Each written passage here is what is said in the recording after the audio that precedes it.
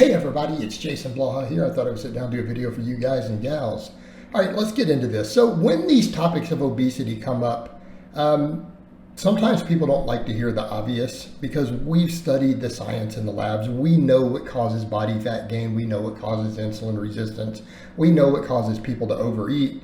But the problem there is that it is too simple, right? It's too simple. And then people say, oh, I don't want to be that restricted because they've been socially programmed at this point to believe that you have to eat all this junk in order to be happy.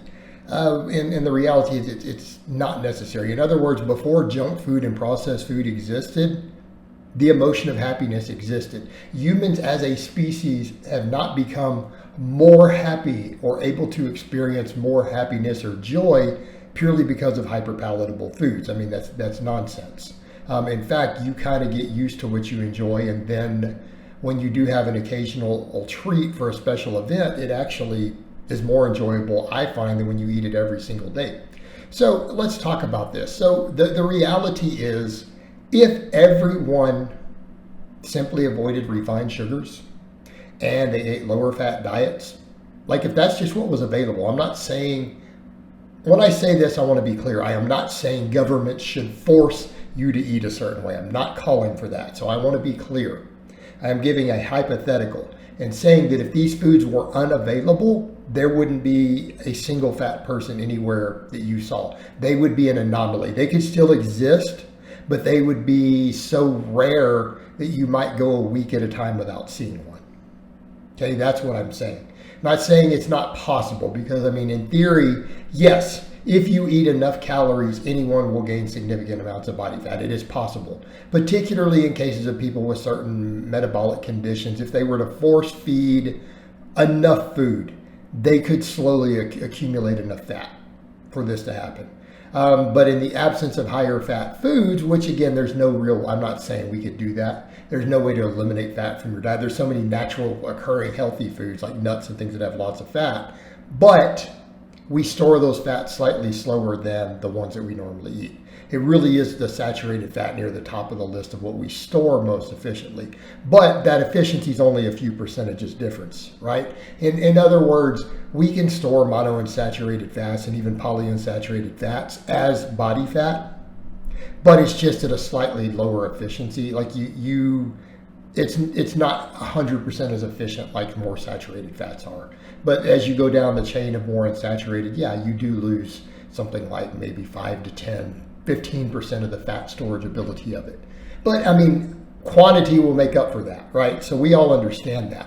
That even if all the foods you ate were low fat, if you forced enough calories and you ate enough of them, you would still get a significant calorie surplus from fat. But it would be very difficult to do. And that's the point. And when I say this, it's because number one, we don't store carbohydrates readily as body fat. In other words, we can gain small amounts of visceral fat from carbohydrates, even table sugars.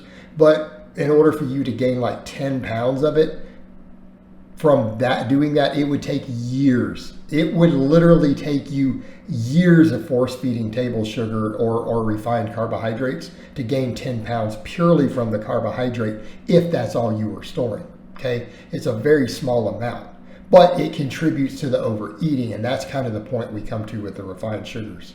So I'll get to that in a minute. But we do have to keep in mind, it is calorie surplus that makes you store dietary fat.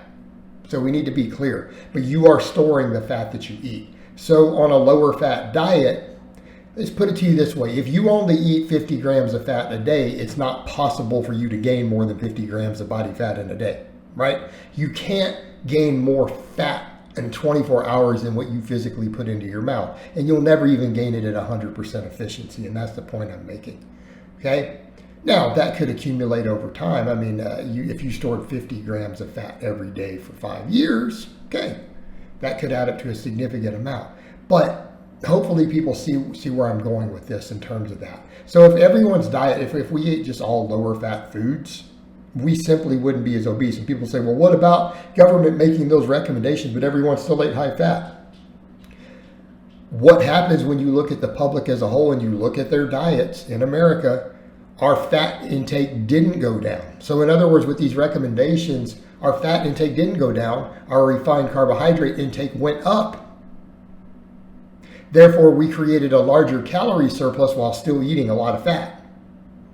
Americans eat a very high-fat diet, even despite government recommendations. And anyone who's in denial of that isn't looking at the statistics, and you're not looking around at what your friends eat. Okay? You're not looking at what people are eating if you're saying that. Because we still eat a very high-fat diet in America. Very high-fat diet. But we've simply added more refined sugars and more refined carbohydrates to that, which has again caused the obesity crisis to go up because, again, the larger the calorie surplus, the more efficiently you can store the fat you eat. And of course, that calorie surplus can come from anything. So if everyone just ate lower fat, that alone would dramatically reduce the obesity crisis. Now, the other contributor is the refined sugar. For a number of reasons. Number one, hyperpalatability, right? It's easier to overeat highly sweetened foods. Okay. Now, it wouldn't be so bad if it was all artificial sweeteners because they wouldn't have calories, but because we still wouldn't get the same calorie load. Yes, it could make the food more palatable, right? Aspartame will make it more palatable than not being sweet. But if it's not adding any calories, it still may not be a big deal. If it's lower fat, it may not be a big deal. When we throw the table sugar into the mix, we get hit on a couple of fronts. The hyperpalatability, the higher calorie loads, so then we're eating all of this refined sugar. We're now burning that as fuel, and then we're storing all the excess fat, right?